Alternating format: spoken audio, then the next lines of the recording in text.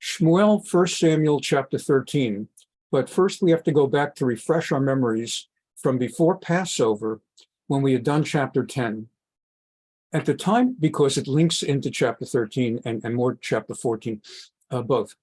When we were chapter 10, shortly before Passover, that was the time that the prophet Samuel, anointed Saul, Shaul, to be the king of Israel. And we learned all about that during the chapters of how they found King Saul. He was an inconspicuous, very tall man, but from otherwise inconspicuous family in the smallest of tribes, Benjamin, and yet God chose him to be the king of Israel. And so we had learned about how Shmuel took a flask of oil, poured some on Samuel's head, and thereby anointed him. And as it happens, we're just, our class is only days after the coronation of King Charles III of England. And for the coronation of King Charles III in England, they brought oil from Jerusalem to anoint him. And it comes from this, that the king of Israel was anointed with oil from Jerusalem, and that's how they did King Charles. So, and he's actually got a record of being pretty decent to the Jews. So we're looking forward to, as British monarchies and royalty go, he's been pretty good to the Jewish community over the years. In fact, if you were not with us on Sunday, I wasn't even going to play this, but since you're here and it is Lag BaOmer, so we can play music, I'm gonna share with you. Again, I wasn't gonna do this, but I'm going to share with you the Jewish relationship with King Charles II as such. Let's just share this clip. Again, some of you were with us on Sunday, but I know that several of you were not, and I'd really like you to see this. Let's put that in there, and let's put that in there. This is about 10 years ago in an event in a synagogue in London, attended by then Prince Charles, now King Charles.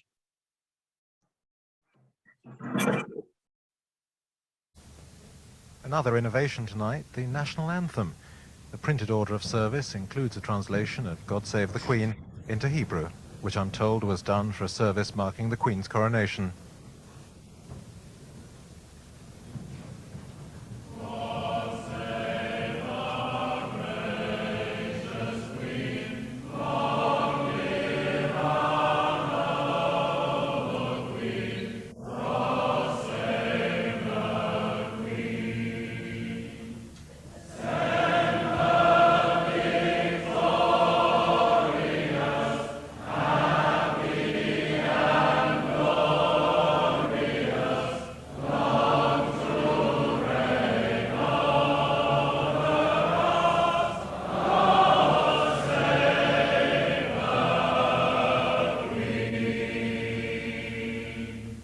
Now the Israeli national anthem will be sung in Hebrew.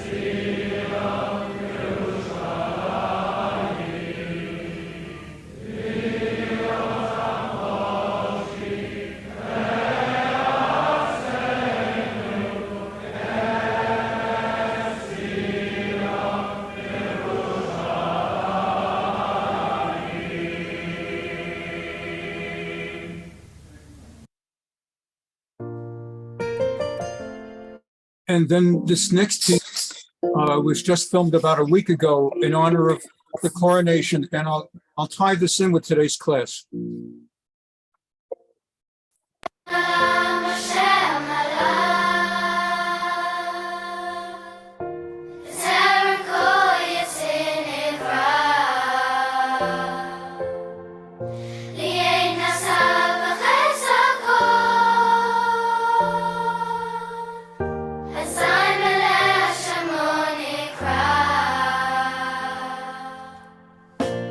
אחרי ככלות הכל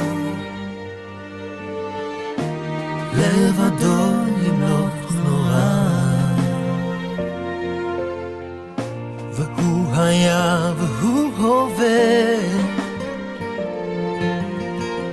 והוא יהיה לתפארה.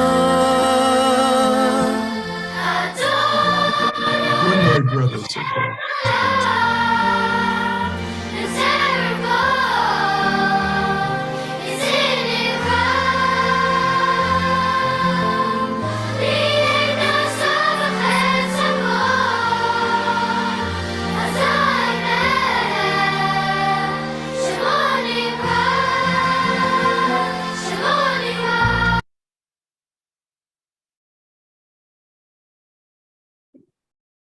The role of a king in Judaism, and this is where it does tie in, is that we honor a king.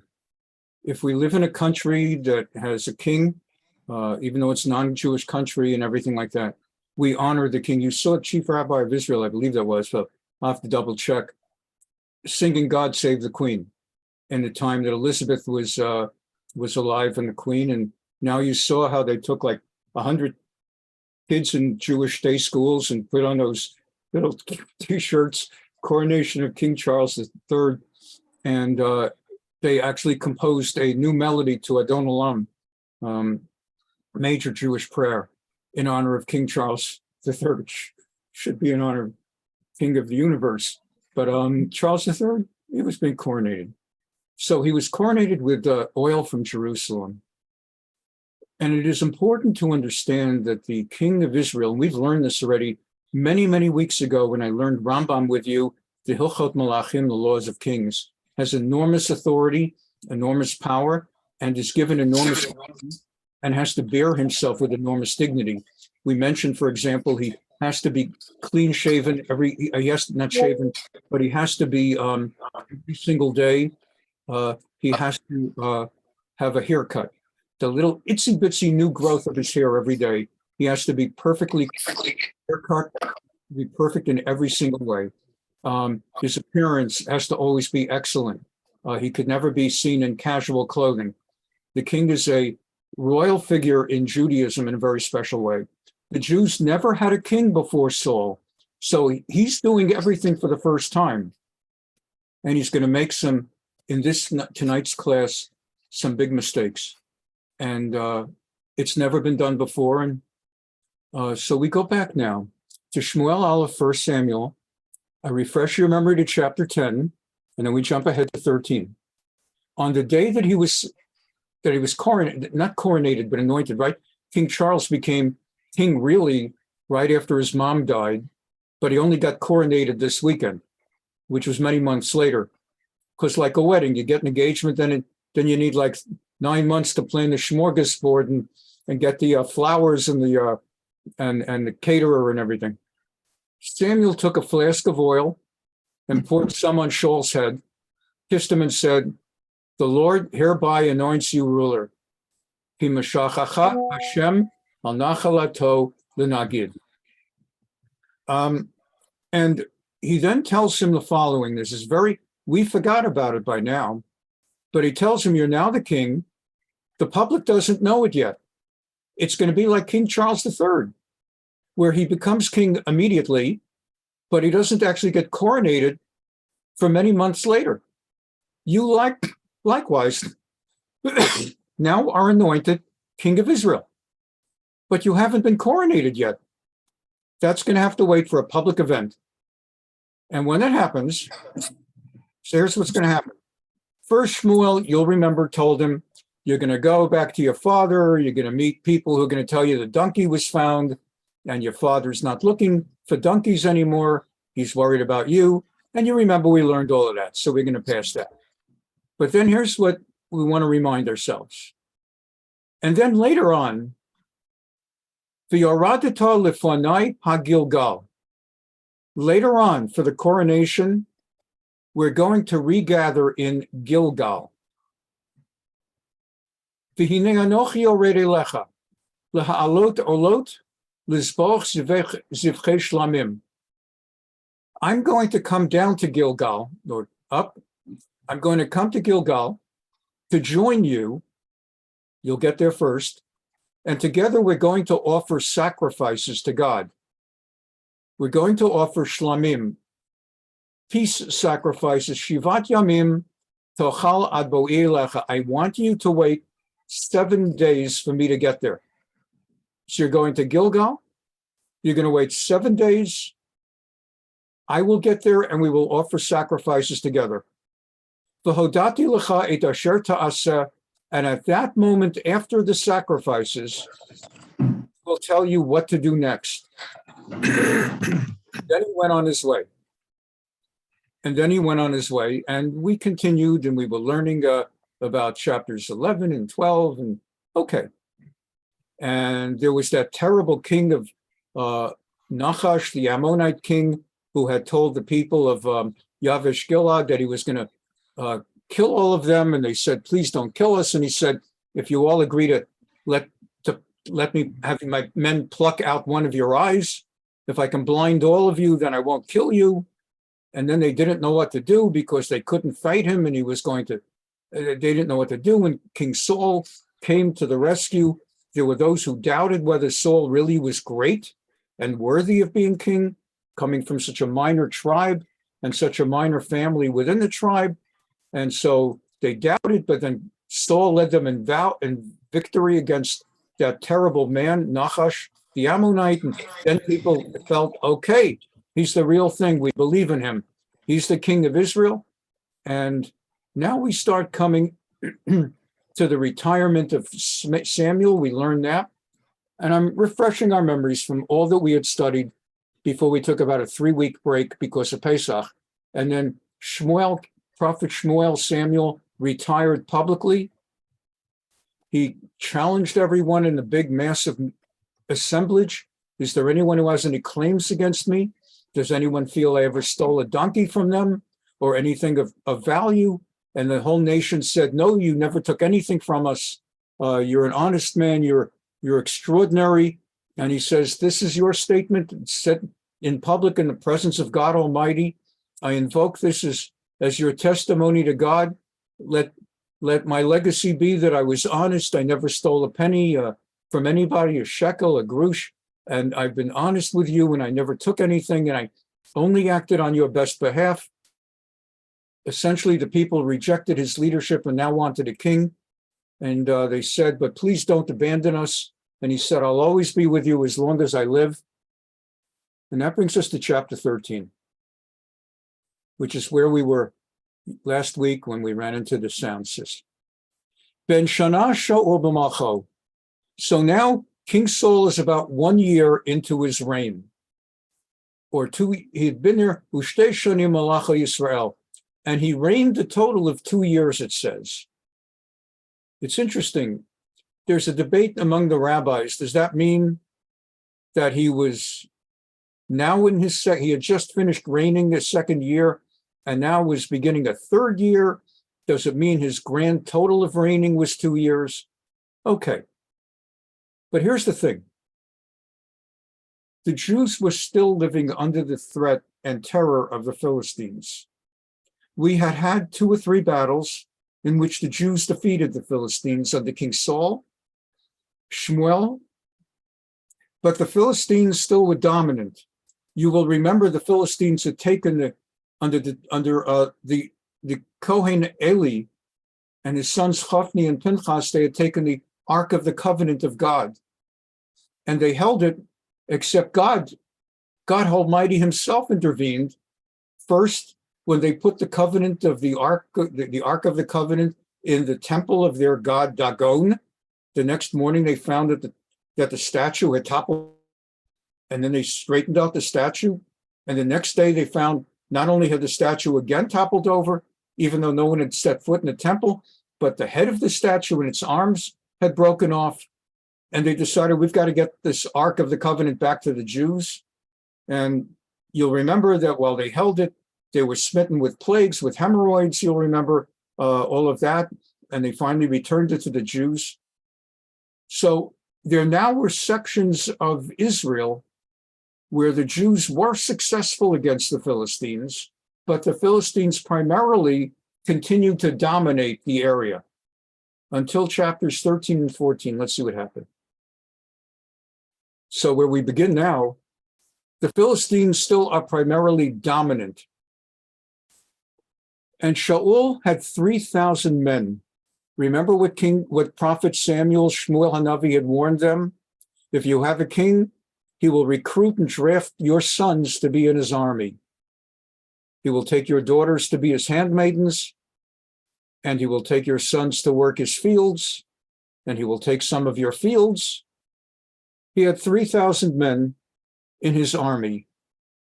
2,000 were with him in Michmash, and 1,000 with his son Jonathan in Givat Binyamin. Let's get a picture of what's going on here. Let's take a look at the map. I've got bigger maps. I'll start with the small one. Here's Gilgal on the Jordan River. It's a little bit northern. Here's Jerusalem in the center of Israel. Down below is the south, like the Negev. Jerusalem in the center, Gilgal up north, Shiloh, where Eli with the Kohen and his sons Hophni and Pinchas and the Mishkan, the tabernacle, had been for 369 years. That was across the Jordan River up north. Gilgal up north, but not as much. Jericho, where the Jews crossed into the land of Israel across the Jordan River. Our story today is just south of Jericho, north of Jerusalem. Places like Givon and Givah. Let's see more about those places. Basically, well, let's use the third map, and I'll come back to this map. Okay. So what's going on here is that Jerusalem is over here. It's not on the map. It's where my cursors are just bouncing around here. Okay. That's Jerusalem. There's Jericho. And here is the center of the action, just north of Jerusalem and south of Shiloh. Michmash is a center where the Philistine army was based. So they're based in Michmash, and the Jews and King Saul are based in Givat Shaul, that is the Valley of Saul. Giv'ah means valley. They write it out in King James transliteration, Gibeah, but it's Giv'ah and Geva. This is where the Valley of Saul and his son Jonathan, again, this is where they are at the red, and the Philistines are in Michmash and Bet-Aven. Okay. And what now is going to happen is that it's going to start with the Jews, again, on this map, are based around here in Geva, Givon, Givat Shaul, Givah of Benjamin, and the Philistines are in Michmash. So let's see what happens.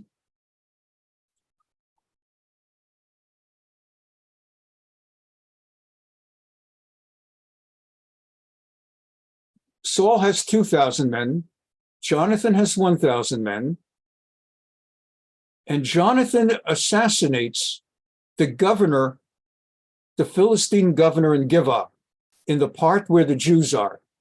So again, the Philistines run the area. They are dominant. And because they are dominant, they are positioned in a way that they have governors in different locations. And they had a governor here. They had other governors. representing different parts of the area. Just as in the United States, there are governors in different states. In those days, before transportation like we have now that makes larger areas more easy to get around, countries were smaller, the size of what today are cities.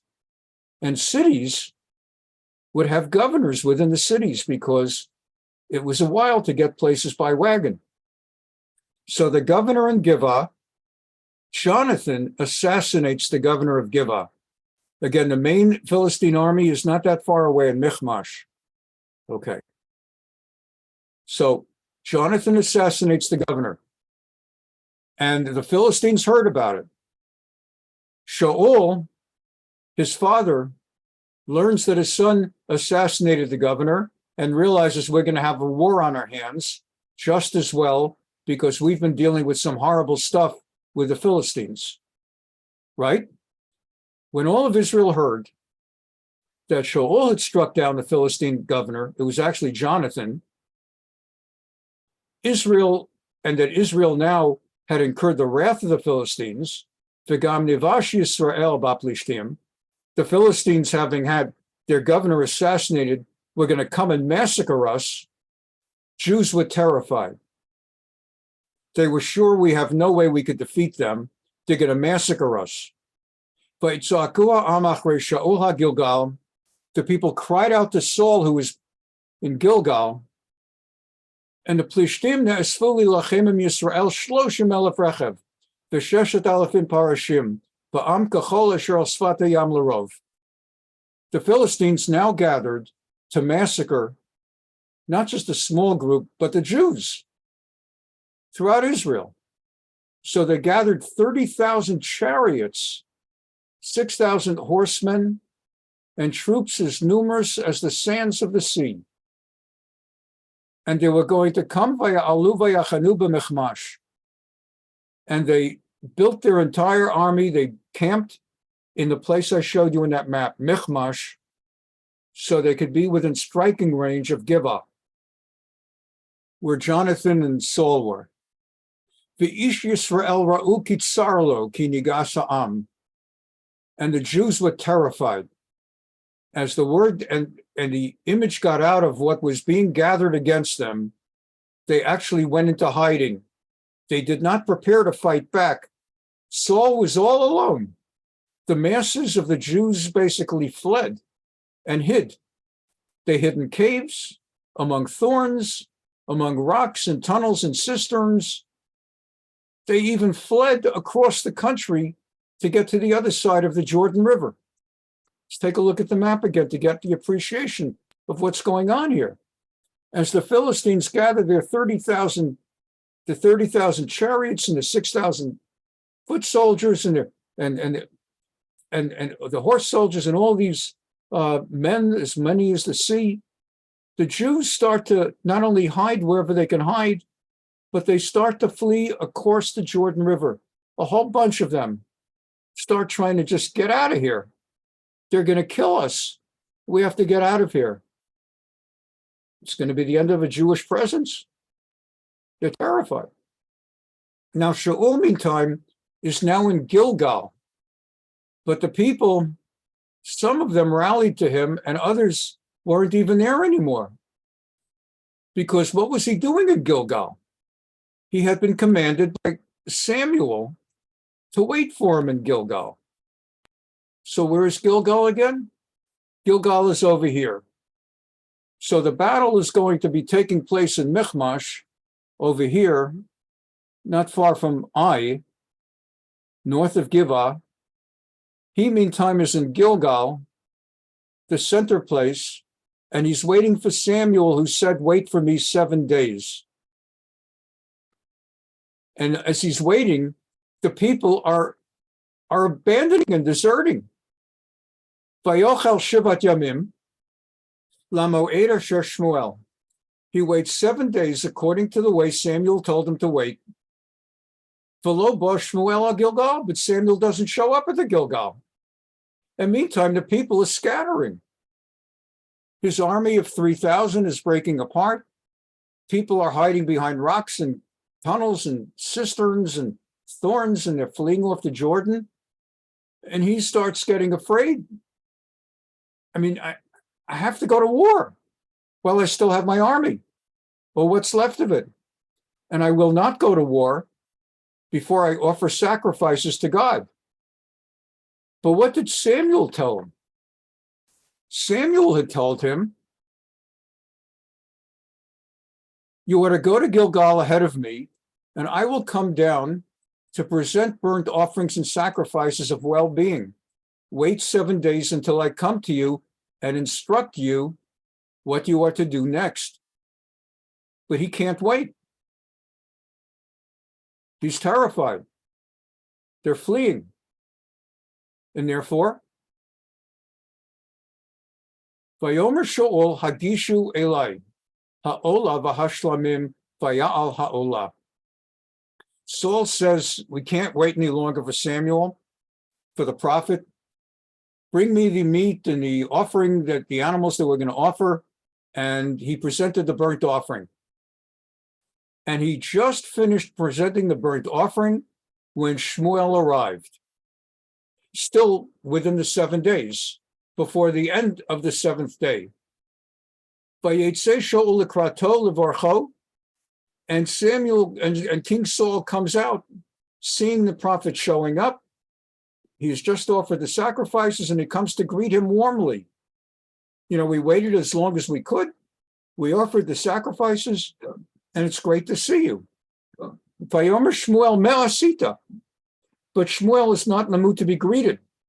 What have you done? Saul said, I saw the people leaving me and scattering. You had not come at the appointed time, and the Philistines already gathered at Michmash. What could I do? I thought the Philistines are going to march down against me at Gilgal before I even prayed to God with my sacrifice. So I persuaded myself to present the burnt offering. Lo chiliti va'etapak. I no longer felt I could wait. So I offered the offering. And Samuel said, you acted foolishly, niskalta. You didn't hearken to my orders in not keeping the commandments that the Lord your God laid upon you. It wasn't a matter of my ego, Samuel's saying. When I told you to wait till I show up, that was God's command that I passed along to you. He wanted the sacrifices offered by his holy prophet alongside the king. He didn't want you doing it as a political gesture. He wanted the religious, divine inspiration of the prophet of Israel offering the sacrifice.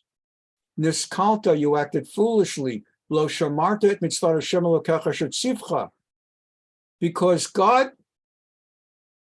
he had given you a throne that could have been a dynasty forever. Otherwise, the Lord would have established your dynasty forever. But you couldn't wait. He won't wait. But now your dynasty will not endure. Mamlachtecha lo takum bikesh Hashem lo ish kilvavo. God will choose another person to follow you as king, someone who hearkens to his heart more carefully. Vayitzaveu Hashem l'nagid alamo, and God will make him the next leader. Kilo shamarta et asher tzivcha Hashem. You did not obey God's command. Shmuel arose and was going to leave Gilgal to go to give up Binyamin, the place where the Jewish army is based. Saul numbered the troops who remained with him about 600 strong. Now, let's understand, we all know who the next king is going to be after Saul. The next king will be King David. It would have been King Jonathan, the son of Saul. But here he just lost the kingdom and the dynasty. So it will go to David ben Yishai, David, the son of Jesse, who will become the king for, and that dynasty will live forever. The Messiah, Mashiach ben David, the Messiah will come from the house of David. He lost the kingship. So was David so much different? Let's take a look.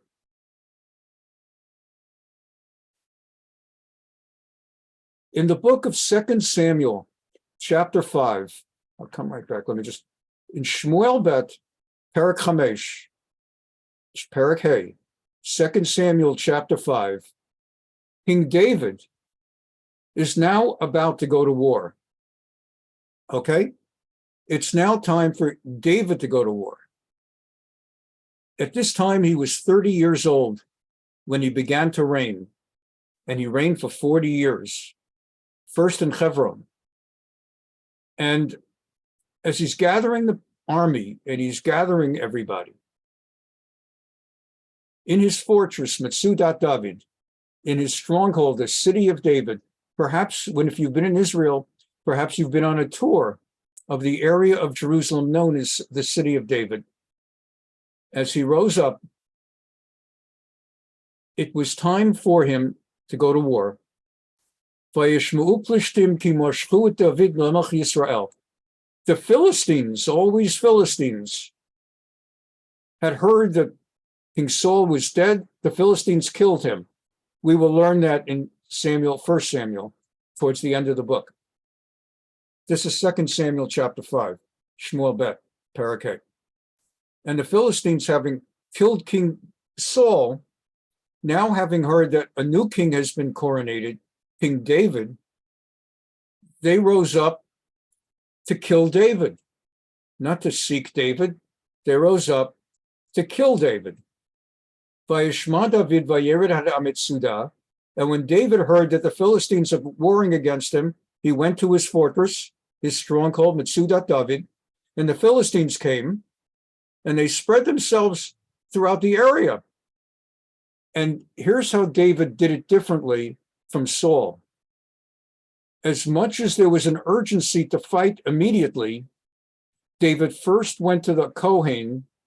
There was no longer, there was a prophet in Israel, the prophet Nathan, in the time of David, the prophet Nathan Hanavi. But at this point, he goes to the Kohen Gadol, the high Kohen who wears the Choshen, the breastplate with the Urim and Tumim, a piece of parchment that gets inserted into the breastplate through which you could actually miraculously speak to God. You didn't actually talk to God as a prophet would, rather you would ask questions of God through the high Kohen, the Kohen Gadol, and the Kohen Gadol would ask God. He would know how to ask, and the lights of the precious gems, the precious stones on his breastplate would light up, and the Kohen Gadol would know how to read it. Let's understand what that's about. Let's see if I could quickly find a good picture of the Choshen stones and the Choshen breastplate. Let's look for the Choshen breastplate. So what would happen is the Kohen wore a breastplate over his ephod, over his apron, and it had 12 stones for the 12 tribes of Israel. If you could see, they say Levi. Obviously, they weren't in English, they were in Hebrew. And it wasn't that they wrote them here, they inscribed it on the stones in Hebrew. But Levi, Shimon, and so on and so. There's Yehuda, and there's Zevulun, and so on and so forth. And the Kohen Gadol, the high Kohen, would ask questions of God, mostly yes-no questions, and miraculously lights would light up if the Kohen inserted into the Choshen the parchment that was known as the Urim V'Tumim. And so someone, not anyone, the only ones who could ask questions of God through the Kohen Gadol were the king of Israel and the elders of Israel, the Zekanim. So anyway, unlike what happens with King Saul, David HaMelech actually, before he goes to war, as urgent as it is, because the Philistines have now encamped right outside in Rephaim, in the valley of Rephaim, he first asks of God, shall I go up against the Philistines? Will you deliver them into my hand? These are yes, no questions. Vayomer Hashem el David, and God said to David, not directly speaking to him, rather answering him through the Urim and Tumim, so that the Kohen Gadol could interpret it, Aleh, go up, for I will certainly deliver the Philistines into your hand. And David goes to war against the Philistines by virtue of God's command. And so they had spread out, and as he's about to attack, when David inquired of the Lord, he said, thou shalt not go up. A second time, God says, don't go directly up. Don't attack them frontally. Make a circuit behind them, kind of like an ambush. Don't let them see you coming directly at them. Take your men and ambush from behind them. Lo ta'ala hasev el acharehem uvata lahem imul b'chaim, and attack them from behind. And it shall be when you hear the sound of marching in the tops of the mulberry trees, then you shall bestir yourself, because God has gone out before you to smite the host of the Philistines. Vayas David ken kasher tzivahu Hashem, vayach et plishtim migeva ad bo'acha gezer. David did exactly as commanded by God, and he successfully smote the Philistines from Geva all the way through to Gezer. So what we see is that indeed the next king of Israel, David, indeed conducted himself differently from King Saul. Saul, and you understand where Saul was coming from. His army is falling apart, people are abandoning him, and the Philistines are getting ready to attack, and there's been the most incredible incitement by the governor being assassinated. I wanted to share with you, just to give you a sense of it, because with God, it's not about ego. And with the prophet Shmuel, it's not about ego. But it really is a thing to start. When someone says, wait for me, it really is a thing not to wait. And Samuel said, wait 7 days. He didn't say, wait 6 days, and if I'm not there by 2 PM, he said, wait 7 days. And so Shaul he waited 6.5 days, he just had to wait a few more hours. Maybe you've seen the movie Avalon. I don't know if you've seen it. If you haven't, you really should. I want to share this scene from the movie Avalon. It was Thanksgiving. It's a family of immigrants, Jewish immigrants from Eastern Europe who've come to Maryland, Baltimore. And every year they get together for Thanksgiving, and the family keeps growing. Every year they get together for Thanksgiving. And the oldest brother is Gabriel, and he always comes late.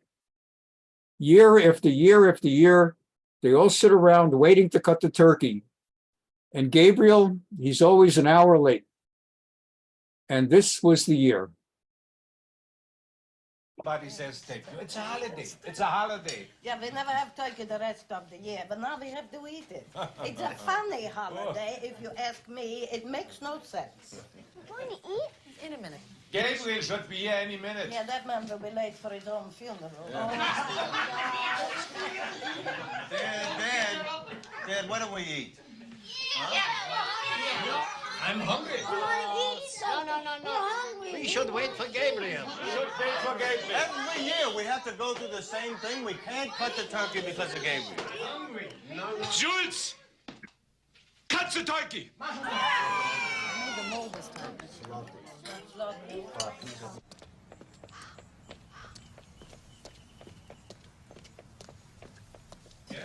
I hate when food touches. What's the difference? It all ends up in the same place. I hate that. I hate when it touches. Michael. Ugh. Sorry for late. Please. Gabriel. You started without me? You cut the turkey without me? Come on, we leave. They start without us, we go. Every year you are late, Gabriel. We were hungry. The kids wanted to eat. We were ready. We couldn't wait. Your own flesh and blood, and you couldn't wait?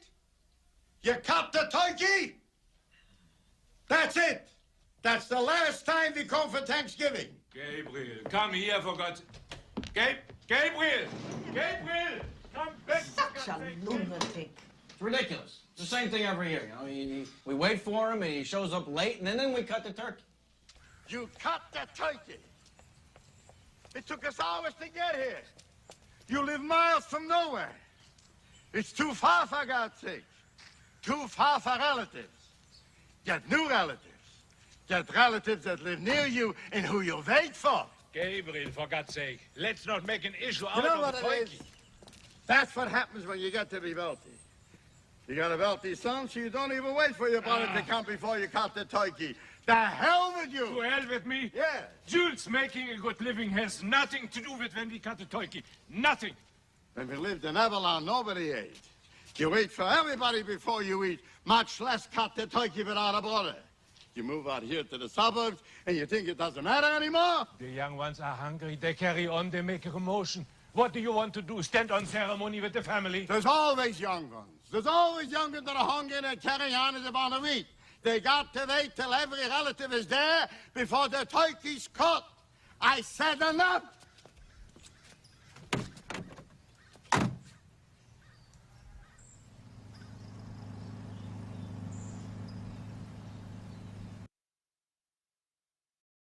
I don't know if you remember that scene, but that's what it is. You have to wait.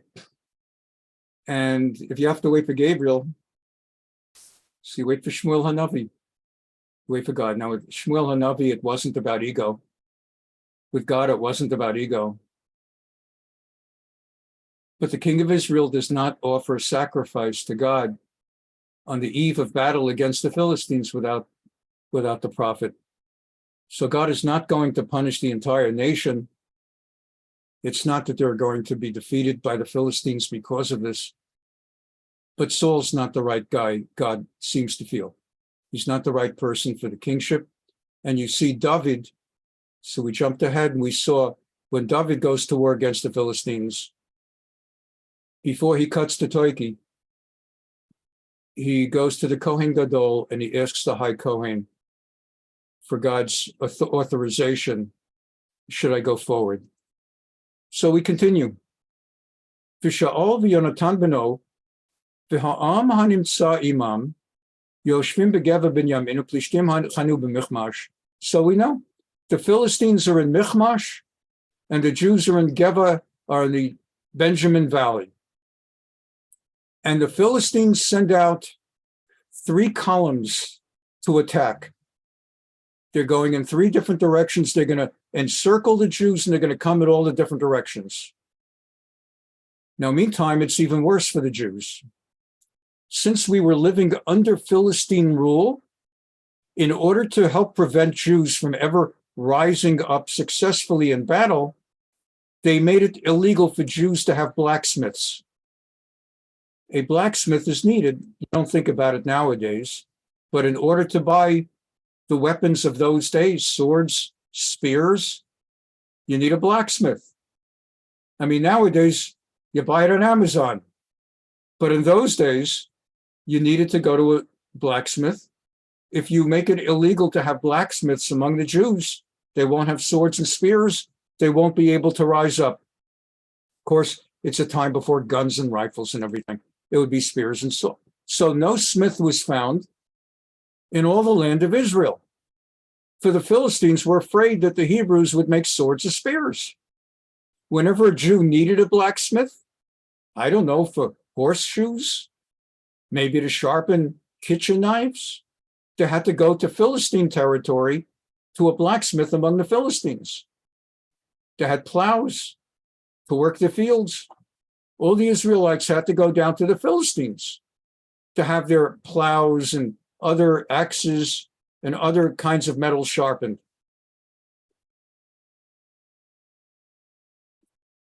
And that's how it was. So the Jews basically were not able to make their own weapons. On the day of the battle, there was no sword or spear to be found in the possession of any of the troops with Saul and Jonathan. Only Saul and Jonathan had them. Look, even in a country where there's none of them, there's always going to be one or two. So Saul and Jonathan had a sword and spear. But the rest of them, what are they going to fight with? Guess what? Slingshots. Just like King David. Slingshots. What are they going to fight with? Their fists. Now, the Philistine garrison had marched out to the pass of Michmash. And this brings us to the second chapter of the evening.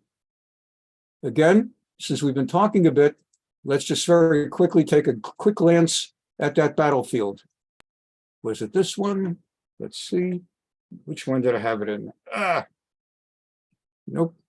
It was in this other one. Okay. I'm sorry, but it's like, okay, there we are. So again, to get the good picture, the Philistines are in Michmash.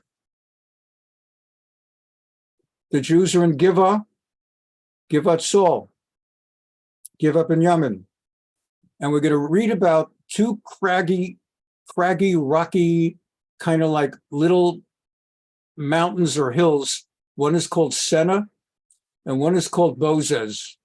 Senna and Bozez, two rocky, craggy hills. So using this map again, Michmash, and the Jews are in Givat, and there are those two craggy hill areas between Givat and Michmash, Bozez and Senna. On this map, bigger, a little bit bigger, from Givat, the two craggy hills of Bozez and Senna, up to Michmash. And what Jonathan is going to do, they're going to sneak into the craggy hills, and they're going to do a surprise entrance. They're going to come in by surprise. This is the frontal way to attack. From Givat straight at Michmash. And they're going to come in this way. Let's see.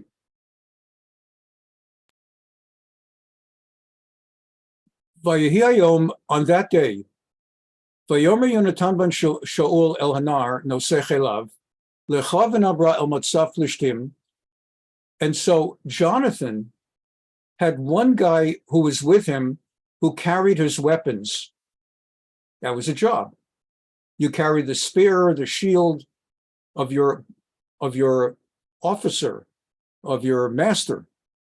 And he said to his nosei chelav, the guy who carried his weapons, the two of us are going to go a surprise attack against the Philistines. Ula aviv lo, he didn't even tell his father he's doing it. Shaul, meantime, was at Givat with his remaining 600 men. Remember, he had 2,000. Remember how he had 2,000? 2/3 of them have left him. He's left only with 600, that's 30%. He's lost 70% of his men. Now, what you have here at this point is that this is a Kohen, Achia, the son of Achi. I mentioned he's a grandson of, you may remember Eli the Kohen had a son, Pinchas. Pinchas, the day that he died in a battle with the Philistines, his son Ichabod was born. So the Tanakh already had told us Ichabod's name. He had another son earlier, Achituv. So Achituv was the son of Pinchas, grandson of Eli, and Achia was his son. The priesthood, the kahuna, goes down as a lineage, a family line, a dynasty. Okay. At the crossing by which Jonathan sought to reach the Philistine garrison, there was a rocky crag on his side and another rocky crag on the other, Bozez and Senna. I just showed them to you. And one was on the north near Michmash, the other on the south. Jonathan said to the attendant, let's cross over to the outpost of those uncircumcised. That was a term that was often used against the Philistines. King David will use the same term before he attacks Goliath. Those Arelim, the uncircumcised, for I don't know whether non-Jews look on Jews and say, and look down on us for being circumcised, but Jews regard it as a great sign of the covenant with God, as opposed to the Philistines who are uncircumcised. So Jonathan says, let's go. Perhaps God will act on our behalf, for nothing prevents the Lord from winning a victory by many or by few, even two of us.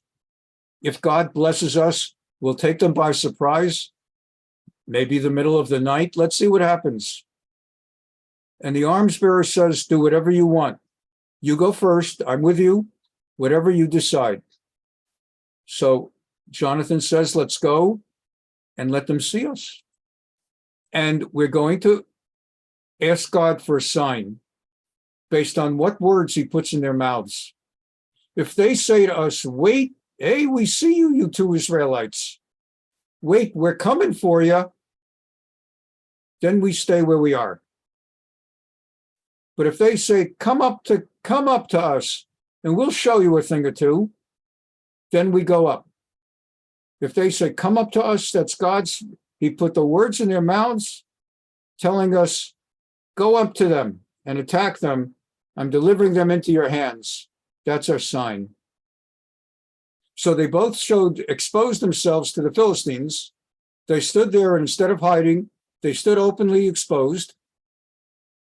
And the Philistines said, look, some Hebrews are coming out of the holes where they've been hiding from us. And they shouted, come up to us and we'll teach you a lesson. Nodia etchem davar. We'll show you a thing or so. Jonathan said, that's the sign. They said, come to them. Let's go. It's a sign. The Lord will deliver them into the hands of Israel. And Yonatan clambered up on his hands and feet, the rocks, the craggy rocks, and his arm bearer behind him. And they went to battle. And he killed 20 of them. He was blessed by God. It was a miracle. He obviously was a very gifted soldier, as was his fighter, and he defeated 20 of them. And that's all he needed, because when the word came out that 2 had defeated 20, the Philistines broke out in terror and started running all over the place.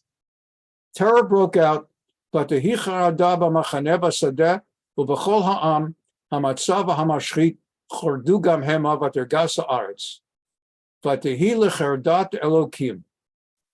broke out among the troops, the Philistines.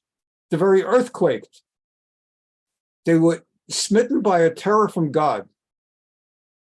And you could actually see from where Saul had scouts on the bluffs, on the tops of hills, they could see the massive army of Philistines. And they saw there's some kind of chaos going on. They're going in all the directions. Hahamon namog, vayelech vahalom. They're just in terror. There's something crazy going on. They're in chaos. And Saul said, okay, this is our sign. Saul said to the troops, take account, who do we still have? And they had 600, and they noticed that Jonathan and his arms bearer were missing. So Shaul said to Achiah, he said to the grandson, the great-grandson of Eli the Kohen, the grandson of Chafni, he said to him, you're the Kohen Gadol, bring the Ark of the Covenant. We always bring the Ark of the Covenant into battle, which of course one time ended up with the Philistines taking it until they gave it back. But while Saul was speaking to the Kohen, the confusion in the Philistine camp kept getting worse and worse. They were just going crazy. And so Saul said to the Kohen, hold off, let's just attack right now. Saul and the troops with him assembled and rushed into battle, and they found the Philistines in great confusion. Mehuma gedolah. They were incredible chaos. And, you've got all these people running against each other, and they're not wearing, I guess, uniforms, making clear which side, who's which, and they're killing each other. They're just in chaos.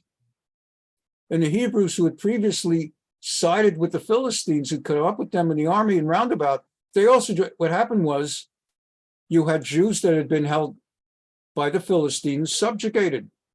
Since the Philistines were ruling the country, preventing us from having blacksmiths to make swords and spears, there were a lot of Jews who had gone over years earlier to the Philistine camp, sort of not wanting the Philistines ever to attack them. We're with you. And suddenly, amid this chaos, the Jews fled from the Philistines to join the Saul army, as did the Jews in his army who had run away and abandoned him to hide behind rocks and tunnels and thorns. Everybody started, it looks good now. When all the men of Israel who were hiding in the hill country heard that the Philistines were fleeing, they also pursued. And God thereby saved the Jews that day a tremendous victory. Tremendous victory. But there's one more side story in today's class. Saul wanted to what's the expression? To strike while the iron was hot. So Saul wanted the attack to continue nonstop while the Philistines were in chaos. He didn't want anyone to pause. So he gave an order, even though everyone was hungry, it was a long day of fighting, no one is to stop to eat anything. In the Civil War, in the Battle of Shiloh, of all things, in Tennessee, the Shiloh battle began. It really looked like it was going to be that the South, the Dixie, were going to do very, very well. And what happened was they did not go in for the kill, and they waited till the next day for the kill. It was a 2-day battle.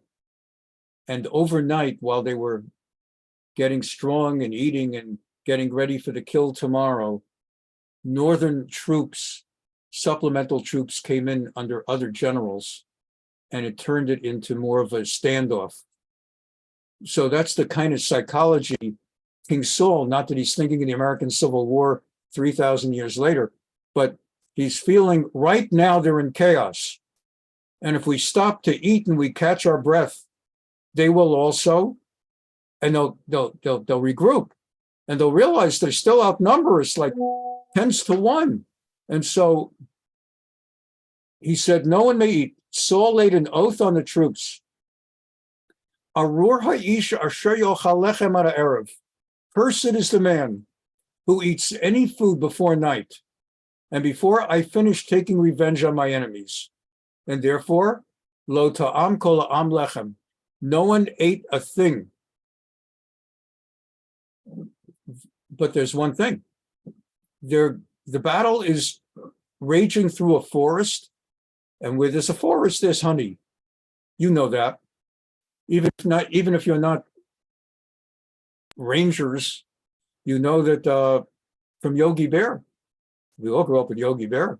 And Boo Boo, not to leave out Boo Boo. You cannot quote Yogi Bear without Boo Boo. And Yogi Bear, who was always in the Ranger's hair, and if there was a picnic basket, it would be, anyway. So Yogi Bear was in the forest, and he was always going for honey. Bears go for honey. That tells you there's honey in a forest. There's always a lot of honey in a forest.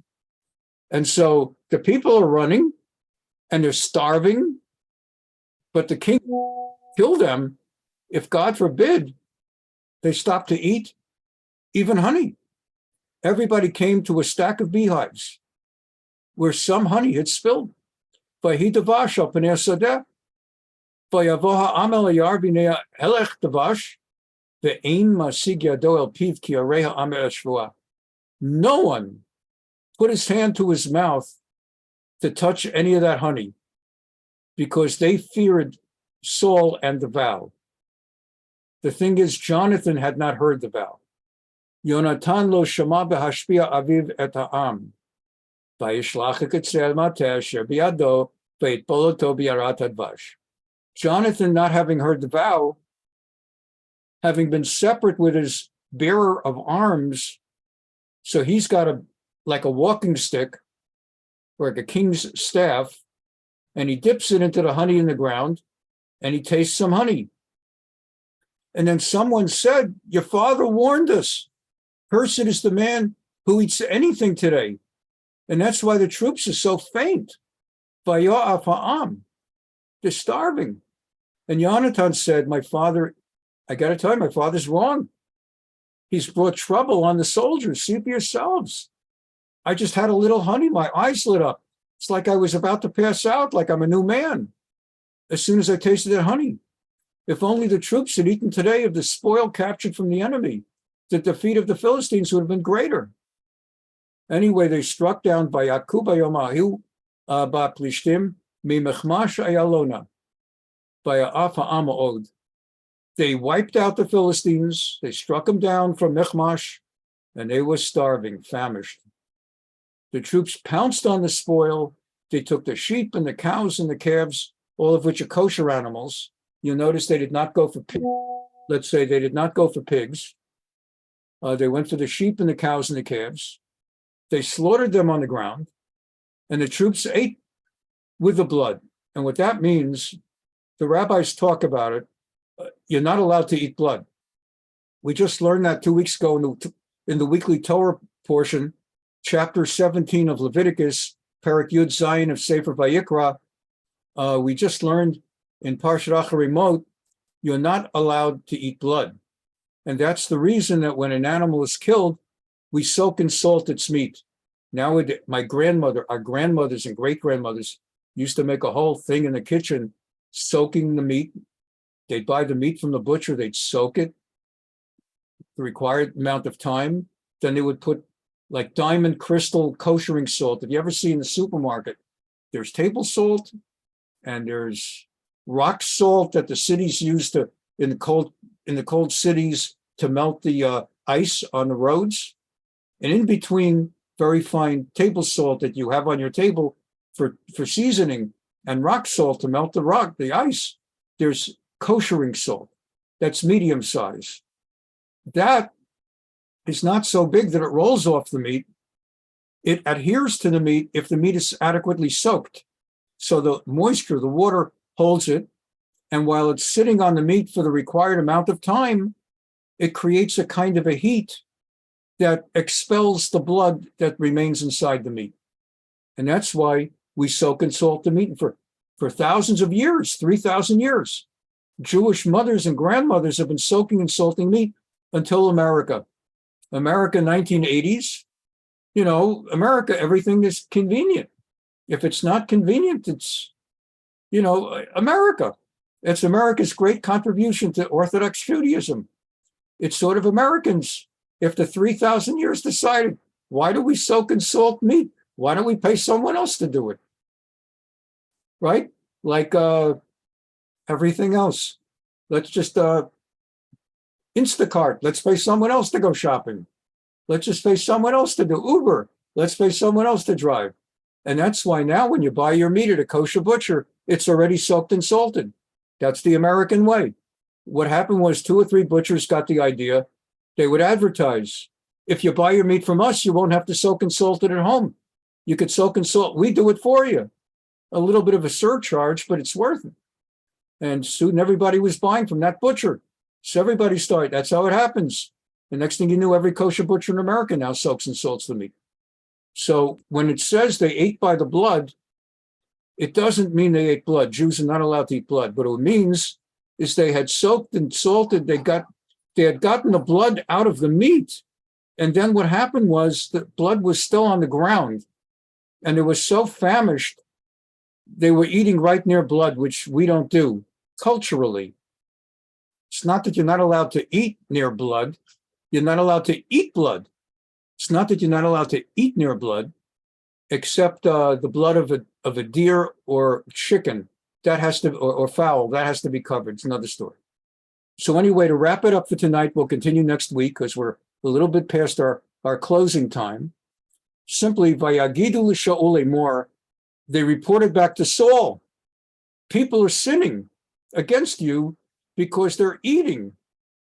And we'll continue next week where Saul basically is going to say, they're not sinning. I said they can't eat until the battle is done. And they honored my order.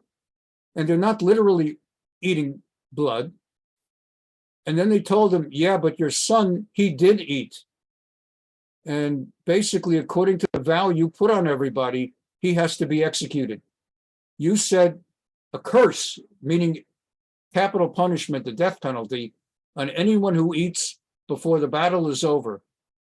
And so we leave off tonight at a cliffhanger. Technically, Saul now, by his public vow, is supposed to execute or have his son Jonathan executed. What happens? We'll talk about it next week, God willing. Thank you so much for being here. And thanks for sticking with it and coming back even after what happened last week with the sound. But thank God we had enough sound that we even were able to watch the movies. So I look forward to seeing you again next week. Good night and bye-bye. Good night.